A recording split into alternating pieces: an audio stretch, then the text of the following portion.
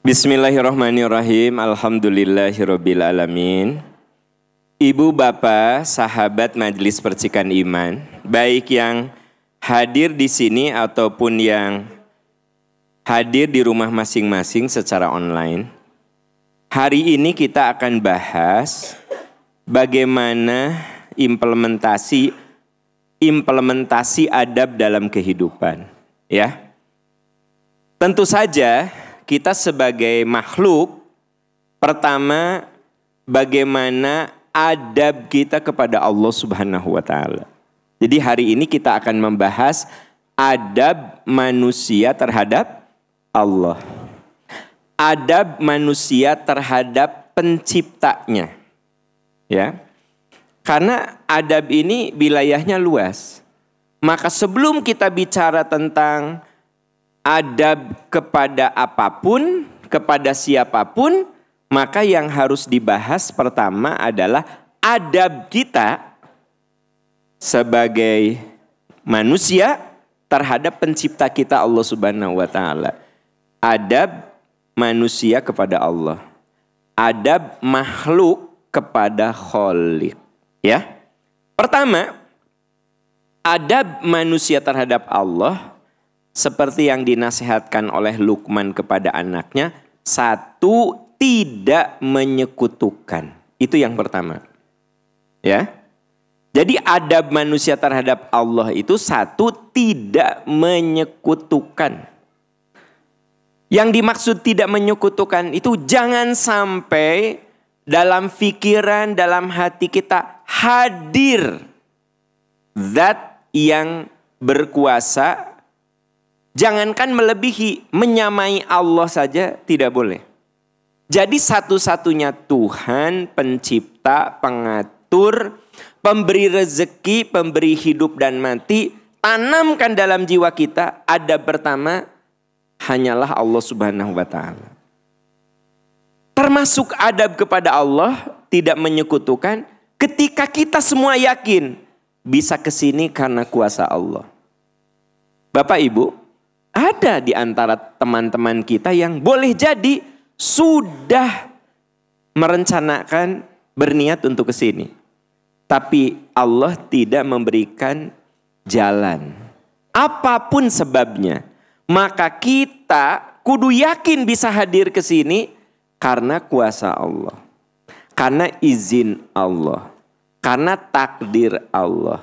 Makanya sebagai bentuk adab kita kepada Allah, kita tidak menyekutukan. Ketika saya berjanji ke Ustadz Aan, saya hadirkan Allah dengan kalimat insya Allah. Paham? Nanti kita ketemu insya Allah. Insya Allah itu artinya menghadirkan bahwa kita tidak menyekutukan Allah. Allah satu-satunya penguasa, pencipta, pemberi rezeki. Ya, makanya kita tidak boleh mengatakan kebetulan. Itu suami ibu kalarasan gerak nikah jeung si Kang Maman. Masa suami disebut kebetulan? Da saya teh dulu mau nikah teh dengan Pak Agus. Teu janten Pak Aan. Kalarasan aya pamaman. Nuju milari jodoh. Nikah we sareng pamaman. Jangan bilang kebetulan. Takdir Allah. Makanya adab kita kepada Allah satu, tidak menyekutukan. Nah inilah yang diajarkan oleh Luqman kepada anaknya. Sebelum beliau mengajarkan A, B, C, D, Luqman mengajari pada anaknya untuk tidak menyekutukan Allah. Ya, surat Luqman ayat 13. Surat Luqman, surat ke-31 ayat 13. Ada di halaman 412. Sudah ada Bu? Sudah ada Pak? Baik, kita baca ta'awuz kemudian baca ayatnya. A'udzu billahi minasy syaithanir rajim. Wa idh qala Luqmanu libnihi wa huwa ya'idhuhu ya bunayya la tusyrik billah inna syirka la zulmun azim. Sadaqallahul azim. Bapak Ibu, sahabat Majelis Percikan Iman, Luqman ini bukan nabi. Bukan nabi.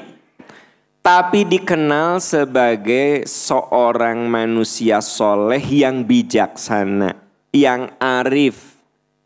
Dan kemudian namanya diabadikan di Quran menjadi surat Luqman. Ya. Nah, yang terkenal dari Luqman adalah nasihat-nasihatnya. Jadi Luqman selalu ditampilkan sebagai ayah yang amanah, yang berusaha untuk mendampingi, membimbing, mengarahkan anaknya menjadi anak yang soleh dan soleha. Maka dikenal dengan nasihat Luqman. Nah, wa idh qala Luqmanu libnihi. Ingatlah ketika Luqman memberi pelajaran, memberi nasihat kepada anaknya. Wa huwa ya'idhuhu, dengan berkata, ya bunayya, hai anakku, la tusyrik billah, jangan menyekutukan Allah, inna syirka la zulmun azim. Sesungguhnya menyekutukan Allah itu kezoliman yang besar. Jadi nasihat Luqman sebelum bicara, karena ayat ke bawahnya bicara tentang berbuat baik ke orang tua, tidak boleh menaikkan suara dan seterusnya. Maka yang pertama kali disebut, wahai anakku, jangan menyekutukan Allah. Sebab menyekutukan Allah itu dosa besar, kezoliman yang besar. Berarti adab yang pertama harus kita bangun dalam hidup, jangan menyekutukan. Nah, bila kita menyekutukan Allah, konsekuensinya dosa itu tidak akan diampuni kalau terbawa mati. Kalau dosa yang lain terbawa mati, masih punya peluang diampuni. Nah, ini dijelaskan di surat An-Nisa ayat 48. Surat An-Nisa ayat 48. Oke, baik, kita baca ta'awuz bersama-sama. A'udzu billahi minasy syaithanir rajim. Innallaha la yaghfiru an yushraka bihi wa yaghfiru ma duna dzalik. وَيَغْفِرُ مَا دُونَ ذَلِكَ لِمَنْ يَشَاءُ وَمَنْ يُشْرِكْ بِاللَّهِ فَقَدِ افْتَرَى إِثْمًا عَظِيمًا. Sadaqallahul azim. Sahabat Percikan Iman, betapa pentingnya kita punya adab terhadap Allah, yaitu tidak menyekutukannya. Sampai di ayat ini dikatakan innallaha la yaghfiru ayyushraka bihi. Sungguh Allah tidak akan mengampuni dosa karena menyekutukannya, karena syirik kepadanya. Wa yaghfiru ma duna dzalika liman yasha. Tetapi Allah akan mengampuni dosa selain syirik bagi yang dikehendakinya. Wa may yusyrik billah, siapa ya pun yang menyekutukan Allah, sungguh ia telah berbuat dosa besar, itsman azima. Nah, ini ayat saling menguatkan. Jadi saya ingin negaskan bahwa adab kita itu tidak boleh menyekutukan. Walaupun ibu bapak, yang dimaksud kata para ahli tafsir, yang dimaksud Allah tidak akan mengampuni dosa syirik dan mengampuni selain itu dosa-dosa syirik yang akbar, yang besar. Contoh, dosa syirik yang besar itu syirkud doa. Syirik dalam berdoa. Syirik dalam berdoa itu kita minta bukan kepada Allah. Contoh, datang, insya Allah lah di sini mah nggak ada yang syirkud doa, nggak ada ya. Datang ke pohon beringin, ya. Terus nyimpen sasajen, terus ya minta ya supaya yang menjaga lingkungan itu memberikan keselamatan kepada kita. Insya Allah lah, kalau orang-orang yang suka ngaji seperti teman-teman mah nggak ada yang syirik seperti itu. Paling yang harus diwaspadai, punten, maaf ya, jangan tersinggung. Kadang ada orang yang datang ke kuburan para wali. Boleh nggak kuburan para wali?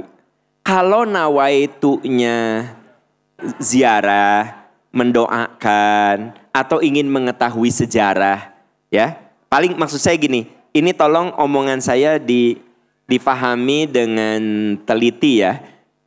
Bukan tidak boleh datang ke kuburan para wali, dengar. Boleh. Bahkan insya Allah ibadah datang ke kuburan para wali. Misalnya saya datang ke sana mendengar sejarah perjuangannya. Oh, beliau itu mendakwahkan Islam di bumi Nusantara dengan perjuangan ini. Itu ilmu untuk saya. Tos gitu teh, ya Allah muliakan. Mereka adalah orang-orang baik, orang-orang soleh. Berikan pahala terbaik, tempatkan di sisimu dengan penuh kemuliaan, ya Allah.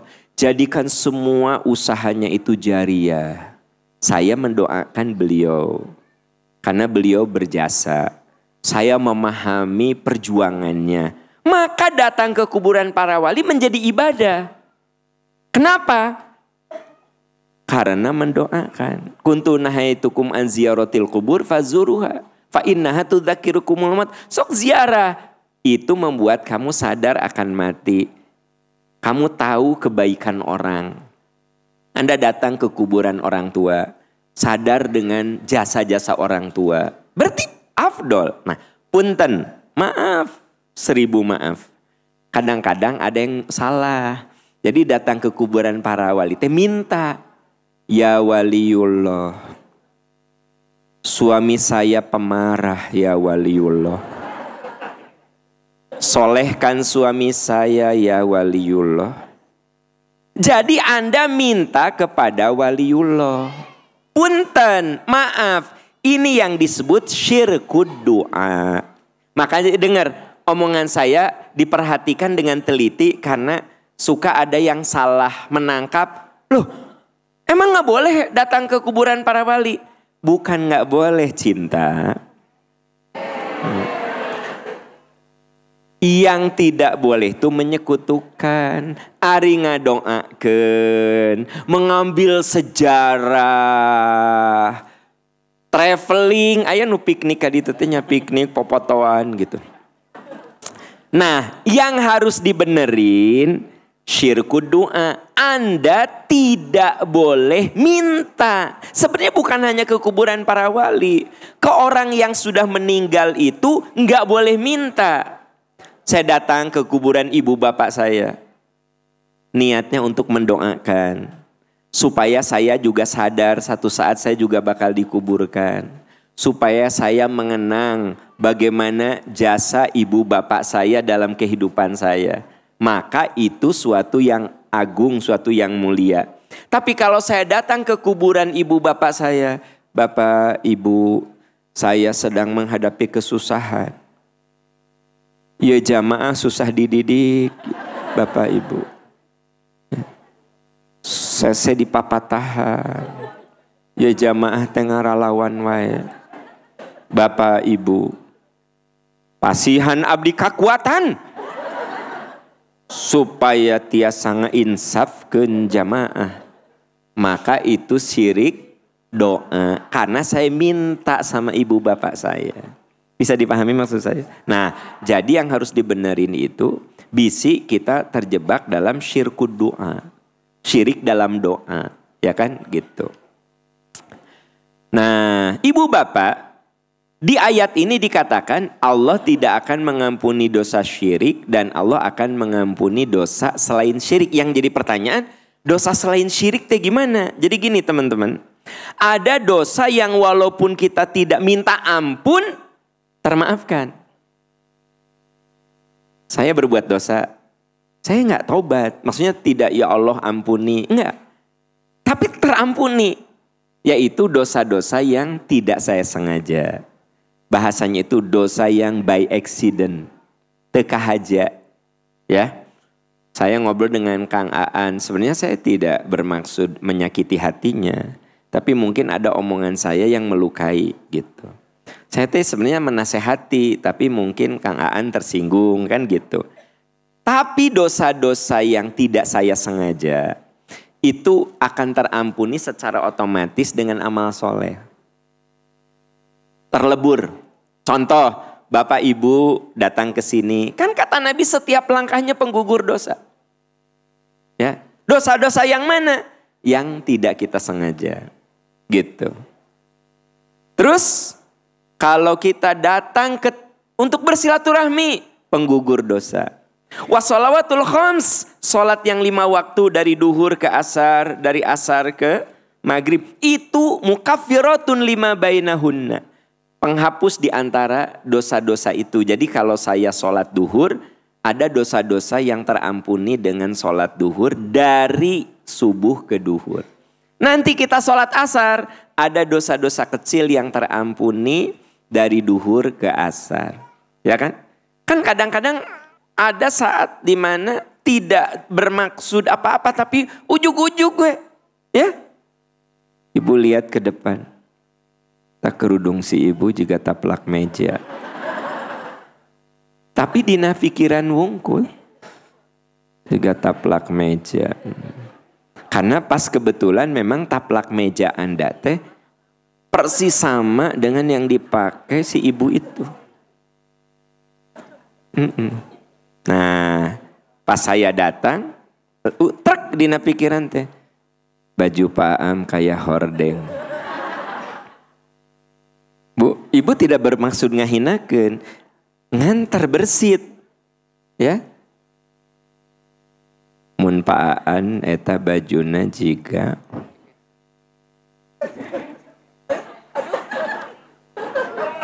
sajadah. Jiga nama lihat Pak Aan teh ya.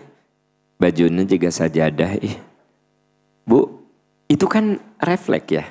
Insya Allah itu teh terampuni dengan ibu datang ke majelis taklim, melangkahkan kaki. Nah itu yang disebut dan Allah mengampuni dosa selain itu. Jadi ada dosa-dosa yang sebenarnya secara otomatis terampuni untuk dosa-dosa yang tidak kita rencanakan. Ya, gitu. Ibu pernah nggak lihat suami teh geuleuh sebel. Jujur ibu pernah ente minta maaf? Tapi alhamdulillah ku ibu nyodorkeun cai, ku ibu bikin masakan kesukaannya. Mudah-mudahan Allah mengampunimu. Ya kan? Cek ibu teh, aku mah gak akan minta maaf. Aku eta we, ku masak, ku apa anggus. Ku eta we lah. Horeamu kudu minta hampura mah ka jelema kitu.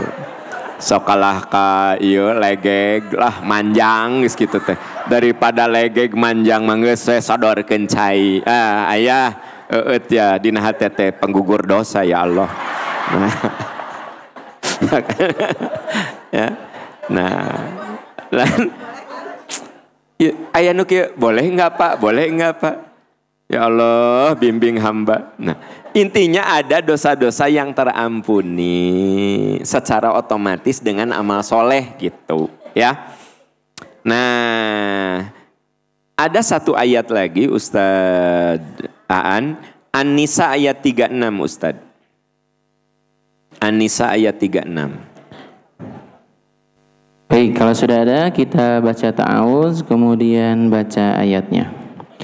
A'udzu billahi minasy syaithanir rajim. Wa'budullaha wa la tusyriku bihi syai'an wa bil walidain وبالوالدين إحسانا وبذي القربى واليتامى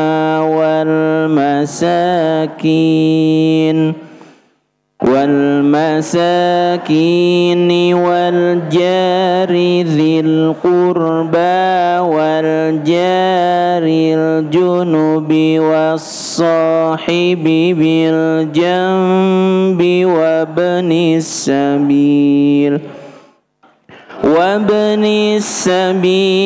وما ملكت أيمانكم إن الله لا يحب من كان مختالا فخورا Sadaqallahul azim. Sahabat percikan iman, ini semakin menguatkan apa yang saya tadi ceritakan, bahwa adab yang pertama itu kepada Allah, baru adab-adab yang lainnya. Lihat, wa'budullah, sembahlah Allah, wala tusyriku bihi syai'a, jangan kamu menyekutukannya. Tadi poin pertama adab kita kepada Allah apa? Tidak atau jangan menyekutukannya. Baru setelah kita tidak menyekutukan Allah, adab berikutnya wabil walidaini ihsana, berbuat baiklah kepada ibu dengar, bapak, ini disebutkan nggak orang tua yang soleh atau tidak soleh? Jadi kita wajib baik kepada kedua orang tua, titik. Nggak ada istilah wajib baik kepada orang tua yang baik, yang soleh. Karena begini, kita ini nggak bisa milih orang tua, nggak bisa. Ini penting bagi bapak ibu yang suka kecewa dengan orang tuanya. Suka gini, ibu aku mah meni beda jeng ibunya temen aku ya. Ibu aku mah dikit-dikit marah, dikit-dikit marah. Si ibu aku mah Gusti ya Allah peditnya, nauzubillah. Terus ibu aku tanya orang nate hitungan pisan. Terus ibu aku manya, oh ibu, sayang, dengar, nggak boleh begitu. Karena saya, Ustadz Aan, kita semua nggak bisa milih ibu bapak kita, nggak bisa. Itu 100% Allah takdirkan. Begitu Anda menggugat orang tua, Anda menggugat yang menciptakan orang tua kita. Kalau saya menggugat, kenapa? Ibu bapak saya kayak begini. Anda menggugat Allah. Tidak boleh. Maka ayat ini mengatakan, kamu jangan menyekutukannya, berbuat baik kepada kedua orang tuamu. Orang tua kita kaya apapun, kalau orang tua kita baik, soleha, alhamdulillah. Kalau orang tua kita tidak baik dan tidak soleha, terimalah. Itu bagian dari ujian hidup kita. Bu, setuju nggak? Tidak semua orang tua ideal. Iya. Walaupun kita ini kudu berusaha menjadi orang tua yang ideal. Tapi kan seideal-idealnya orang tua tetap di mata anak masuk cacat. Ustadz Aan, saya berjuang jadi ayah yang kira-kira jadi apa ya, panutan ustadznya. Tapi mungkin cek anak kita teh,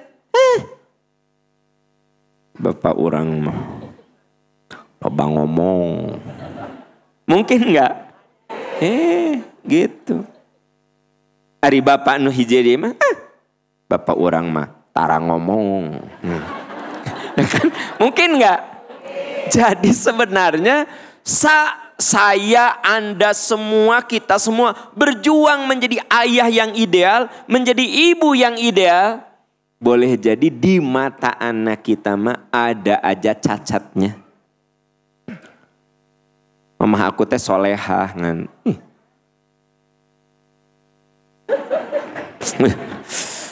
Mun geus ngomong kasih bapak, karunya bapak orang mah. Tartakanda ku si mama teh. Eta teh anak Anda ngomong gitu. Bapak orang, indung orang tanya, soleh pisan sia. Tahajud, tara absen indung orang mah. Duha, Senin Kemis indung orang. Solehah. Ya. rutin sia ka MPI ge. Soleha. Pokoknya indung orang mah tidak ada duanya. Ngan orang meningali bapak orangnya karunya dijajah ku indung orang. Dijajah ya. Juga kolonial weh. Bu, saya ingin cerita. Ada nggak ayah yang ideal? Di mata anak teh nggak ada. Ada nggak ibu yang ideal? Artinya kesempurnaan milik Allah. Begitu juga ketika kita menatap ibu bapak kita, boleh jadi ibu saya teh udah berjuang menjadi ibu yang hebat untuk saya, tapi di mata saya mah ya, ayah we kurang nete. Bapak saya kayak gitu. Nah, kita semua kudu berjuang. Jadi ayah, jadi ibu sebisa mungkin, sedapat mungkin ayah ibu yang amanah. Bahwa mungkin di mata anak kita ada kurang-kurangnya. Dah gimana atuh kita teh manusia. Pasti ada kurang, ada salah. Nah, maka logikanya begitu kita melihat ada sisi yang tidak nyaman dari orang tua kita, terimalah. Mungkin dia teh niat nama baik, niat nama baik gitu. Tapi mungkin caranya salah gitu. Kamu teh belajar yang benar tuh. Mamah teh malu punya anak jika kamu menibodoh-bodoh teing. Nyerin teh. Tapi niatnya mungkin baik. Iya. Emang omongan gitu teh salah. Tidak boleh ibu bilang ini. Teteh belajar yang benar. Jangan memalukan mama. Mama teh malu. Punya anak jika kamu menibodoh-bodoh teing. Mama ge bodoh tapi teh jika kamu teing. Nah Bu, saya ingin tanya. Kalau orang tua ngomong gitu, salah enggak? Salah. Tapi kalau ditatap, dibuka jendela hatinya, mungkin hatena teh bersih. Pengen anak saya teh lebih sukses, lebih pintar dari saya. Hanya mungkin ilmunya terbatas. Sampai akhirnya ngomong seperti itu. Nah gitu Bu. Paham ya? Jadi sebenarnya Quran menyebutkan sok kamu punya adab sama Allah, jangan menyekutukannya. Kamu punya adab sama orang tua. Wa bidzil qurba wal yatama. Dan berbuat baiklah kepada karib kerabat dan anak-anak yatim. Jadi kita tuh ke uwa, ke bibi, ke tante, ke keponakan. Karib kerabat. Karib itu dekat. Qarib itu kan dekat. Di sini dzil qurba wal kurba itu diambil dari qorib. Qorib itu dekat. Dan itu sudah jadi bahasa Indonesia. Oh, Aan mah sahabat karib. Berarti apa? Dekat. Gitu. Nah, kita kudu berbuat baik kepada kedua orang tua. Karib kerabat. Jadi Bu, Pak. Jadi kita kalau mau berbuat baik teh pada lingkaran terdekat dulu. Karib kerabat. Anak-anak yatim. Nah, anak-anak yatim teh macam-macam. Ada juga anak yatim yang masih dalam lingkaran karib kerabat. Ya. Ada anak yatim yang tidak ada hubungan darah. Misalnya anak yatim di mana. Tapi boleh jadi adik saya sudah meninggal, anaknya kan yatim. Maka anak yatim yang ada karib kerabat. Kan gitu. Orang miskin, tetangga dekat, tetangga jauh. Apa yang dimaksud dengan tetangga dekat, tetangga jauh? Nah, ada tetangga dekat dalam arti fisik. Saya nomor 4, Ustadz Aan nomor 5. Itu tetangga dekat. Gitu. Ada tetangga jauh. Yaitu dengan Abah Engkon di Garut. Tapi tetangga, saya secara hati dekat. Nah, boleh jadi ada tetangga yang secara fisik dekat, tapi hati jauh. Misalnya saya rumahnya sebelahan dengan Ustadz Aan. Saya nomor 3, beliau nomor 4. Tapi saya nggak ketemu 3 tahun tesono. Sugan saya nanya, eta tetangga sebelah kamana? Henteu. Secara fisik dekat. Rumahna nempel, tetangga dekat, tapi hati jauh. Abah Engkon saminggu teu datang, saya nanya, si Abah kunaon? Tentu nanya kepada para asistennya. Ya, para bodyguard ya. Nah, jadi ketika abah engkon nggak ada, saya akan nanya kepada asisten dan bodyguardnya, abah kemana? Walaupun secara fisik saya dan abah engkon itu jauh, tetangga jauh, tapi hati kami dekat. Ada juga yang tetangga fisiknya dekat, tapi hati jauh. Tetap dua-duanya kudu baik. Mau tetangga dekat, tetangga jauh. Teman sejawat, teman seprofesi, ya kan gitu. Kalau teman sejawat ya karena pertemanan, karena profesi atau karena hobi. Oh, dia mau babaturan saya. Di mana? Babaturan sepeda. Nah, kan gitu. Oh, dia mah teman saya. Sepedahan. Kenal sama Ustadz Aan? Kenal. Teman-teman sejawat, ngusep. Nah, jadi Ustadz Aan teh heureunya Ustadz Aan. Selain beliau ini guru ngaji, ustadz, tapi saya dekat dengan dia bukan karena ustadznya. Ngusep. Ngusep tahu ngusep? Mancing. Keur kieu we. Saya ge kieu we. Nah, cenah Aam, saya pikir kamu teh teman sejawat suka ngaji. Tuh orang mah tara ngaji ngan sok ngusep we. Jadi Kang Aan teh teman sejawat dari ngusep. Jadi teman sejawat mah bisa karena hobi, bisa karena profesi ya. Sama-sama guru, sama-sama dosen, sama-sama pengacara ya. Sama-sama pecinta drakor, itu mun geus teman sejawat nyambung teh. Ih nya meni sedihnya, sedih. Padahal mah nya cek urang mah nya ngobrol ongkoh nonton dua nana terus ngabahas dua nana. Teman sejawat. Karena sama-sama nonton drakor. Ari teman anu hiji mah kan dia tara nonton drakor kan, nonton teh horor. Jadi teu nyambung ngobrol teh. Tapi begitu ngobrolkeun tentang Nyi Roro Kidul ya kan gitu. Kuntilanak, nyambung. Nah gitu. Ibnu Sabil itu orang yang dalam perjalanan untuk ibadah. Ya, hamba saya yang kamu miliki. Sesungguhnya hamba saya udah tidak ada ya, tapi zaman dulu kudu berbuat baik. Sesungguhnya Allah tidak menyukai orang sombong dan membanggakan diri. Ini gambaran. Sebelum kita adab ke orang tua, adab ke tetangga, adab ke teman, ya, adab ke anak yatim, sejawat dan yang lainnya. Nomor hiji di sini wa'budullaha wa la tusyriku bihi syai'a. Beribadah pada Allah dan jangan menyekutukan. Makanya yang pertama adab itu tidak. Yang kedua, adab kita terhadap Allah adalah menghadirkan Allah dalam jiwa kita. Ya. Hadirkan Allah dalam jiwa kita. Itu namanya adab kita kepada Allah. Satu, tidak menyekutukannya. Dua, hadirkan Allah dalam jiwa kita. Ya, ini dijelaskan di surat Al-Ahzab ayat 41-42. Ya, baik kita baca ta'awudz sama-sama. A'udzu billahi minasy syaithanir rajim.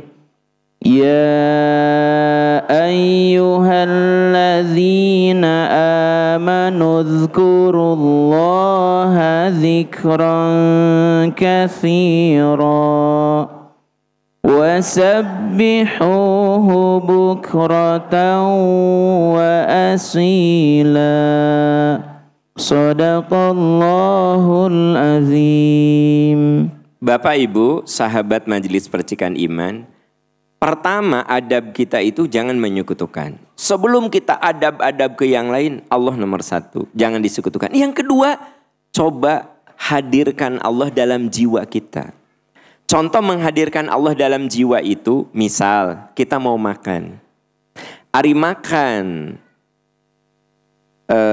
kebutuhan fisik kan, lapar. Dan alhamdulillah tadi para tamu sudah sarapan. Nah, udah sarapan gitu. Nah, ketika kita makan mengatakan Bismillahirrahmanirrahim. Kita menghadirkan Allah dalam jiwa kita. Ya, dengan menyebut nama Engkau ya Allah yang Maha Pemurah, Maha Penyayang, maka makannya kita itu jadi ibadah. Tapi kalau saya makan tanpa bismillah, tanpa doa, makan hanya kebutuhan fisik. Ya. Orang yang menghadirkan Allah dalam jiwanya, maka aktivitasnya menjadi ibadah. Tidur, kebutuhan fisik. Saya tidur, lep aja, bobok. Karena itu kebutuhan fisik saya. Ya. Tapi begitu saya mau tidur, kita mau tidur, Bismika Allahumma ya Allah dengan namamu. Bismika Allahumma ahya wa amut. Maka kita menghadirkan dalam jiwa kita. Maka tidurnya menjadi, andai saya tidak berdoa, bisa tidur. Tapi sekedar kebutuhan fisik. Nah gitu. Jelas Bu? Nah jadi biasakan hadirkan Allah dalam hidup kita. Itu adab. Saya nyalain komputer itu udah biasa. Trek aja udah. Tapi supaya Allah hadir dalam jiwa saya, Bismillahirrahmanirrahim. Namun sih susahnya menyebut Bismillahirrahmanirrahim. Makanya Nabi mengatakan, kullu amrin dzibalin. Setiap perbuatan baik, ingat, kudu baik. Ya. Tidak dimulai dengan bismillah, terputus dari keberkahan. Tapi mun ek berbuat dosa, tong bismillah. Bismillahirrahmanirrahim. Kang Aan. Eta teh si maknya ek ngagosip bismillah. Setelah ngagosip walhamdulillahirabbil alamin. Nah, maknya gosip berkah enggak ada. Kunaon kamu eta mau ngagosip bismillah jeung alhamdulillah ameh berkah. Jadi saudara-saudaraku tercinta, adab kita, ya ayyuhalladzina amanu dzkurullah, di ayat yang tadi dibacakan oleh Ustadz Aan, ayat 4142, ya ayyuhalladzina amanu dzkurullah, hei orang yang beriman, ingat kamu kepada Allah dengan ingat yang banyak. Yang dimaksud mengingat Allah itu artinya menghadirkan Allah dalam jiwa kita dengan berzikir, dengan berdoa. Wasabbihuhu bukrata wa asila, dan bertasbihlah kepadanya di waktu pagi dan petang. Nah ini ayat yang ibu mungkin pernah dengar ada zikir pagi, zikir petang. Anu asbahna wa asbahal mulku lillah, eta doa pagi. Amsayna wa amsal mulku lillah itu doa petang. Nah matak doa pagi dan doa petang teh ini dalilnya. Ya. Doa pagi dan doa petang. Doa pagi dan doa petang teh aya nu panjang, aya nu pondok. Gimana waktu yang kita punya dan gimana kemampuan kita beda-beda gitu. Nah, jadi saudara-saudaraku tercinta, adab kita kepada Allah jangan menyekutukan. Yang kedua, menghadirkan Allah dalam jiwa kita. Ada satu lagi ayat yang perlu saya kutip berkaitan dengan menghadirkan Allah dalam jiwa kita. Surat Ali Imran ayat 190-191. A'udzu billahi minasyaitonir rajim. Inna fi khalqis samawati wal ardi wa ikhtilafil laili wan nahar واختلاف الليل والنهار لآيات لأولي الألباب الذين يذكرون الله قياما وقعودا وعلى جنوبهم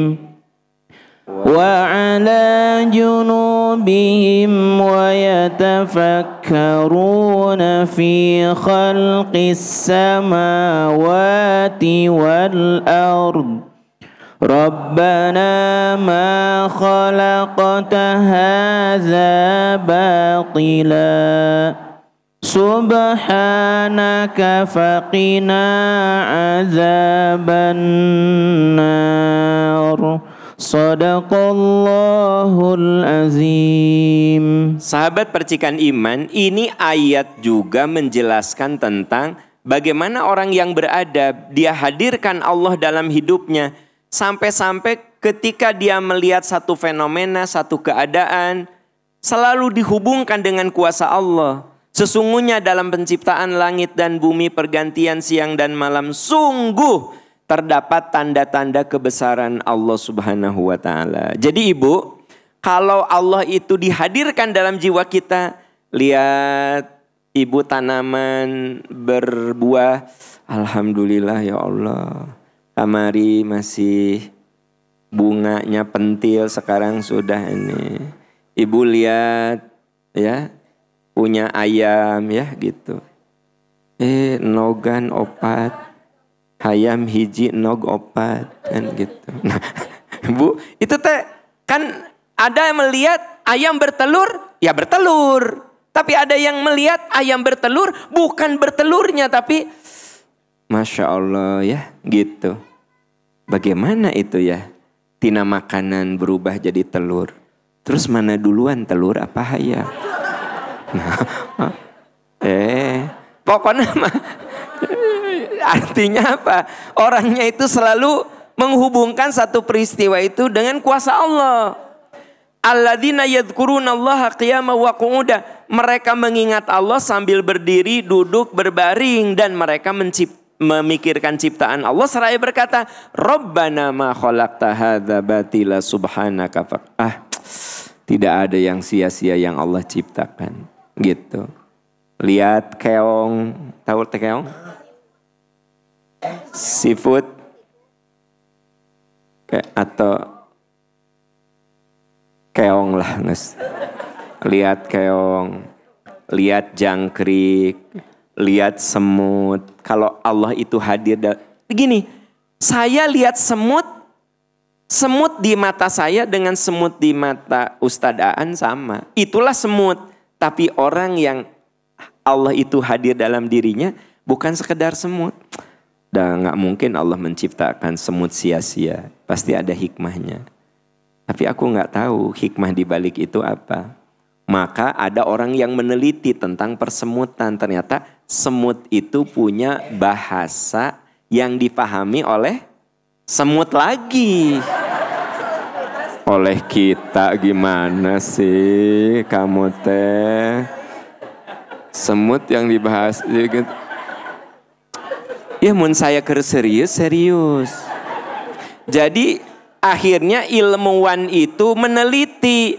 Oh semut dia bisa berkomunikasi. Jadi semut itu ada yang bagian pencari makan. 1, 2, begitu ditemukan makanan. Guys,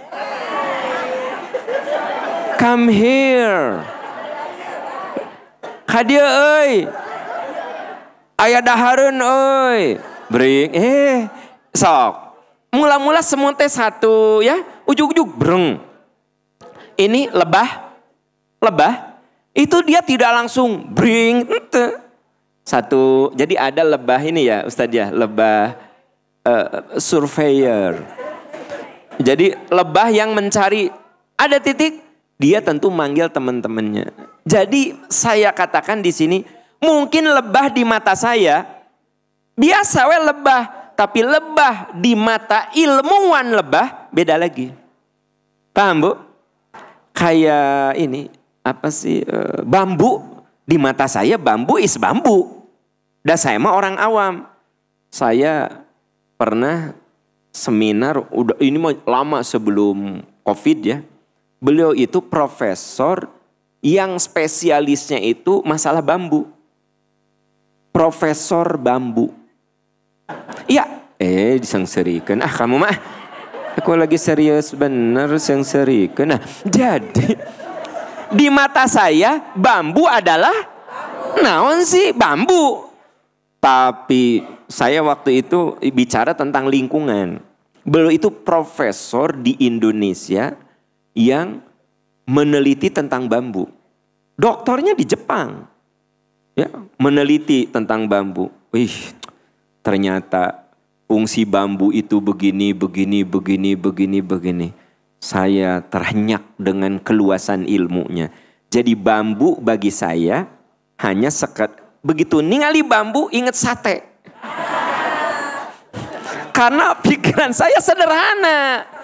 Ya, bahwa tusuk sate itu dari bambu. Tapi bagi seorang profesor bambu, dia bicara tentang bagaimana bambu itu menyelamatkan alam. Bagaimana bambu itu menahan longsor. Bagaimana bambu itu bisa menjadi cadangan air. Bagaimana, Bu, beliau ngomong 1,5 jam saya dengerin tuh. Terus, jadi ternyata benda yang satu benda akan dibicarakan beda oleh orang yang tafakur. Ini di sini orang yang mengingat Allah, berdiri, duduk, berbaring, merenung ciptaan Allah. Lalu mereka katakan, nggak ada yang sia-sia. Jadi suatu yang kita anggap biasa-biasa, bagi orang yang ahlinya mah itu teh bukan sekedar biasa, kan gitu. Yang ketiga, ya, adab kepada Allah selalu ridho dengan ketentuannya. Adab yang ketiga apa? Selalu ridho dengan ketentuannya. Termasuk adab kepada Allah, kita selalu menerima apapun yang Allah tetapkan untuk kita. Cek orang Sunda mah tos we tampi. Terima, narimakeun. Tah eta teh adab kita kepada Allah. Ya. Silahkan dilihat surat ke-9 ayat 59. Surat At-Taubah ayat 59. Sudah ada, Bu? Baik, kita baca ta'awudz sama-sama. A'udzu billahi minasyaitonir rajim. Walau annahum radu ma atahumullahu wa rasuluhu wa qalu hasbunallahu sayu'tinallahu min fadlihi wa rasuluhu inna ilallahi raghibun. Sadaqallahul azim. Ini adab yang ketiga. Adab yang pertama tidak menyekutukan. Adab yang kedua menghadirkan Allah dalam hidup kita sehingga tidak pernah ada yang sia-sia. Nukatilu saudara-saudara ridho. Pokoknya mah selalu ridho menerima walau annahum rodu. Sekiranya mereka benar-benar ridho. Dengan apa? Ma atahumullahu wa rasuluh. Apa yang telah diberikan Allah dan Rasulnya kepada mereka. Jadi apa yang Allah tetapkan, apa yang Rasul tetapkan, apa yang Allah takdirkan, terima. Hasbunallah, cukuplah Allah bagi kami. Jadi, penolong saya mah Allah. Pelindung saya mah Allah. Yang membolak-balikan hati saya mah Allah. Kalau udah sampai di titik itu teh udah punya adab. Jadi Bu, termasuk kalau ibu nerima ujian teh, itu teh bagian dari adab kepada Allah. Diuji. Apa doanya? Inna lillahi wa Allahumma ajirni fi musibati wa akhlufli. Inna lillah, semua milik Allah. Inna lillahi wa inna. Jadi kalau kita kena musibah, kita katakan, saya nggak enak dengan musibah ini. Tapi saya yakin, semua milik Allah kembali kepada Allah. Memang ini kalau udah bicara hal seperti ini, enak didengerin. Enak kan didengerinnya? Saya yang ngomongnya tuh renyah. Tapi dijalaninya. Tapi dah ibu-ibu mah adabna begitu hebat ke Allah. Jadi walau annahum radu, sekiranya mereka ridho. Ridho apa? Bima ma atahumullahu wa rasuluh. Apa yang Allah berikan, apa yang Allah tentukan, apa yang Rasul tentukan, terima. Dan hasbunallah, cukuplah Allah bagi kami, sayu'tinallahu min fadlih. Allah dan Rasulnya akan memberikan sebagian karunia-Nya. Kapan Allah memberikan karunia kepada kita? Sampai pada titik, saya terima ya Allah, saya ridho. Sekali lagi ini teh, kalau kita tidak sedang apa-apa mah enak. Mun sedang apa-apa.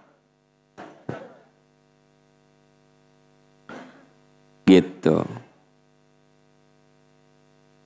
Ada orang yang di titik tertentu dia ridho. Di titik yang lainnya dia tidak bisa ridho. Ada seorang perempuan ya, dibegal HP-nya. Dibegal di Jamrat, dibegal di jalan HP-nya, ya kan? Gitu. Nah, ridho. Ya Allah, saya terima ini ujian darimu, rizki itu darimu. Udahlah, HP teh baru aja beli. Ya, baru beli. Ridho. Besoknya, suaminya yang dibegal. Tapi bukan oleh begal yang bertato. Tapi oleh wanita yang berlipstik. Ternyata tidak serido yang waktu dibegal HP. Ya Allah, rumah saya ada yang membegal, saya ridho. Mobil saya ada yang membegal, saya ridho. Walaupun begalnya bertato, saya nggak takut ya Allah. Yang saya takutkan, suami saya dibegal oleh wanita berlipstik ya Allah. Nah. Bapak mak kumahata. Intinya adalah lupakan begal berlipstik, lupakan. Eta mah sekedar contoh. Jadi kita kudu ridho dengan apapun yang Allah tetapkan. Udah. Mata Bu, hidup itu kan saya berulang-ulang mengatakan tak seperti yang kita inginkan. Hidup itu seperti yang kita jalani. Jadi saya suka mengatakan, dah hidup mah tak seperti yang kita inginkan. Saya teh hidup teh maunya gini, itu yang saya inginkan. Tapi faktanya inilah hidup yang saya jalani. Ya, kan ibu pengen mah punya suami teh kaya, pinter, soleh, kalau dibawa kemana-mana membanggakan. Itu yang ibu ingin. Kenyataannya, terimalah kenyataan itu. Jadi artinya manusia itu hidup bukan seperti yang kita, tapi hidup seperti yang kita. Karena hidup itu seperti yang kita jalani, ayat ini mengatakan walau annahum radu, sekiranya mereka ridho, ya udah ridho aja dengan apa yang Allah dan Rasul tetapkan. Itu akan lebih ringan, Bu. Ada orang yang divonis sakit, berontak, kenapa ya Allah aku dikasih sakit seperti ini, padahal pola hidup saya teh sehat. Tapi begitu muncul, saya ridho dengan apa yang Allah berikan. Wong saya lahir ke dunia saja tidak pernah saya rencanakan.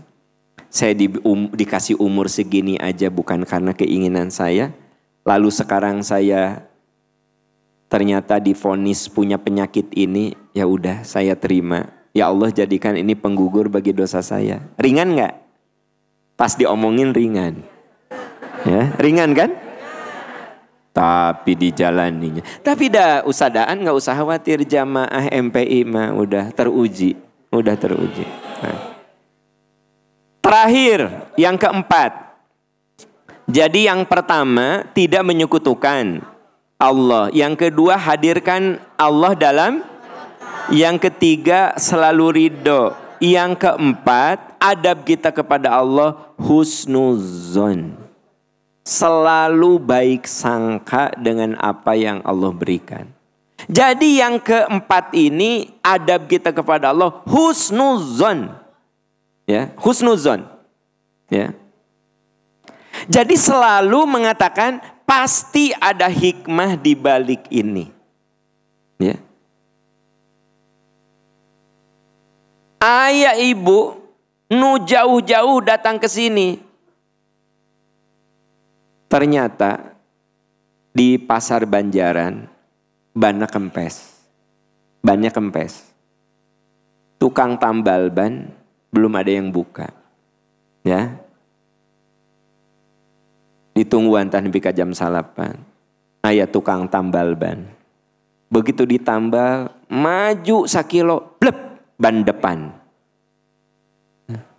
Dan akhirnya jam 10:30 belum nyampe.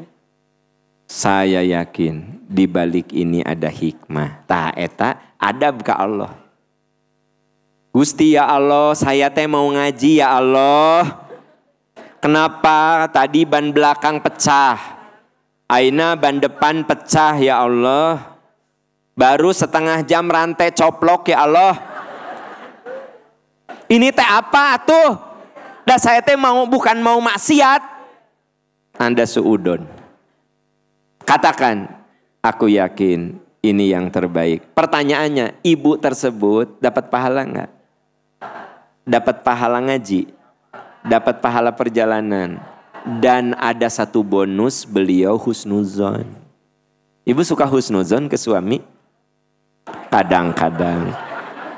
Saya senang ibu jawab kadang-kadang. Karena bagi saya kejujuran lebih mahal dari sebongkah cinta. Apa arti cinta kalau dibingkai dengan dusta? Jadi kalau ibu kadang-kadang sok suudon ke suami. Ya Allah, kenapa ya suamiku tuh kayak gini kelakuannya, padahal ya Allah engkau maha tahu aku teh istiqoroh ya Allah.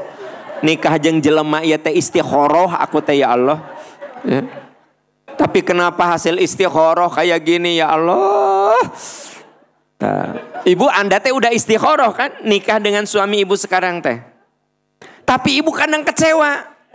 Kenapa ya? Aku tidak istiqoroh. Bahkan istiqoroh teh aku teh keur puasa Senin.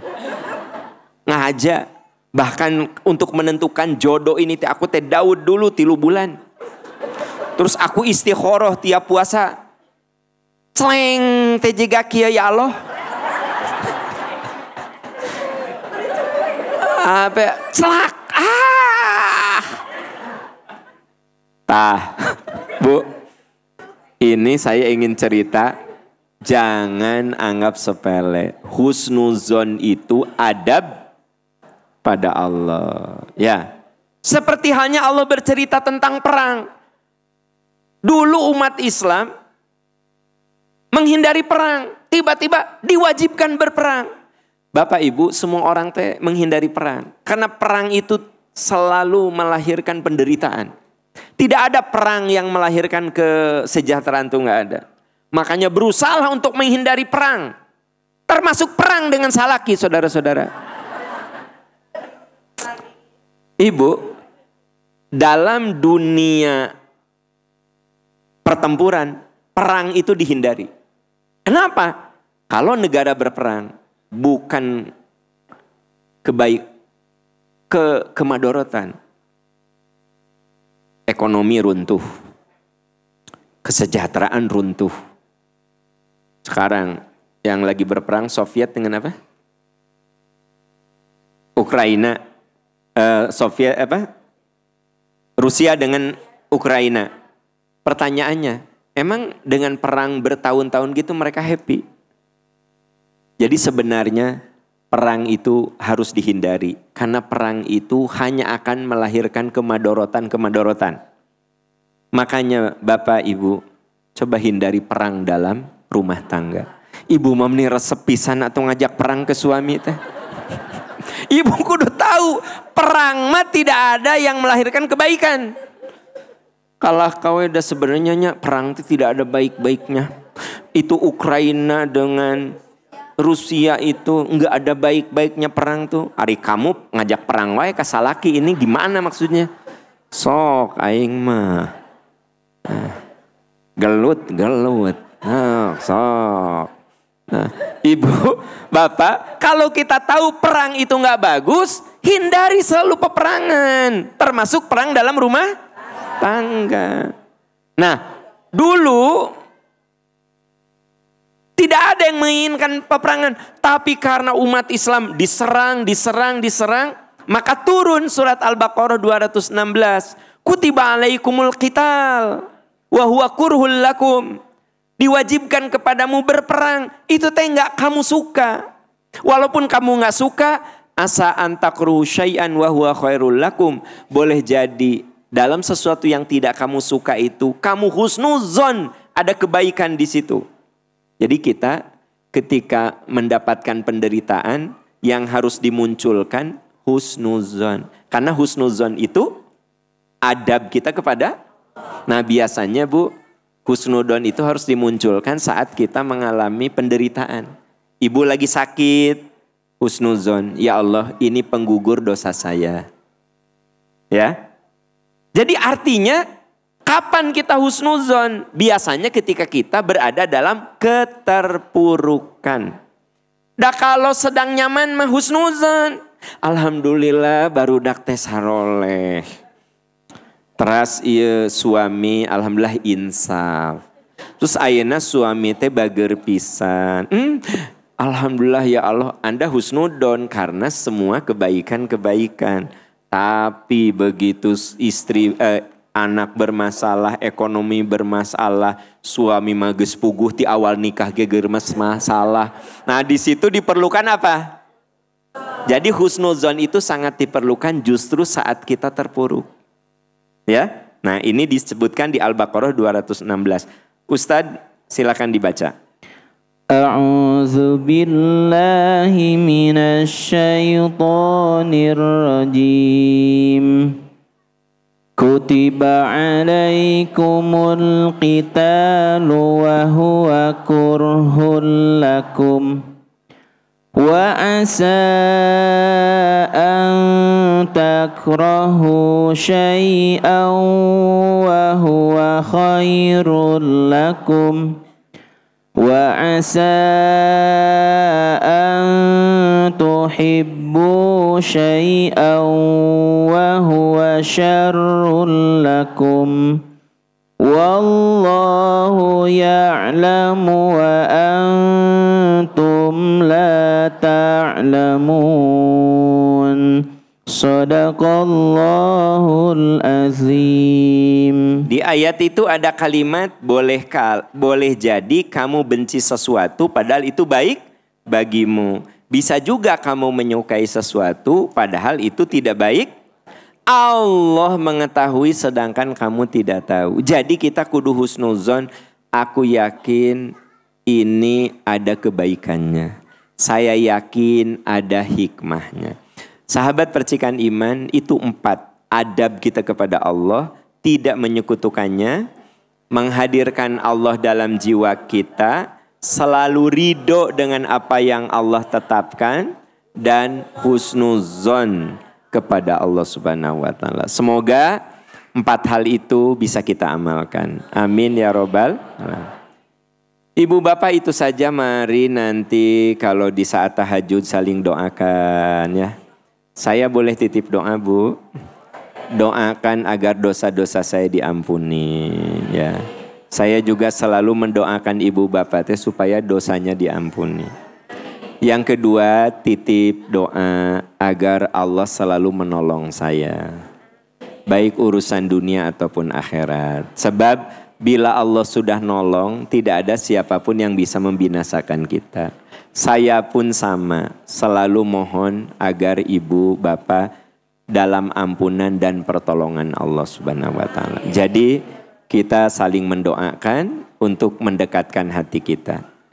Subhanaka Allahumma wa bihamdika asyhadu an la ilaha illa anta astaghfiruka wa atubu ilaik walhamdulillahi rabbil alamin. Wassalamualaikum warahmatullahi wabarakatuh.